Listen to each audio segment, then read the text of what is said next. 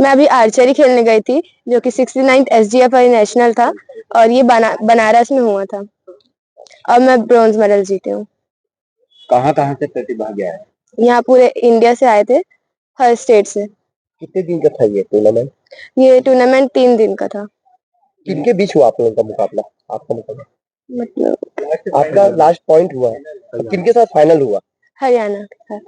कैसा लग रहा है आपको? मुझे बहुत खुशी हो रही है। तो किसको बोलना चाहेंगे, इतना बड़ा अचीवमेंट जीते हैं, किसको बोलना चाहेंगे? मैं अपने सर को और अपने पेरेंट्स और भैया को। शुभ नाम बताएं। मेरा नाम शेषी चौरसिया है।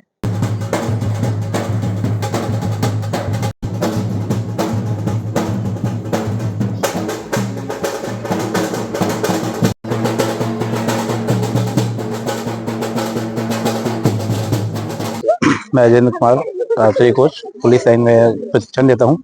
वहाँ बच्चे बहुत अच्छा मेहनत कर रहे हैं।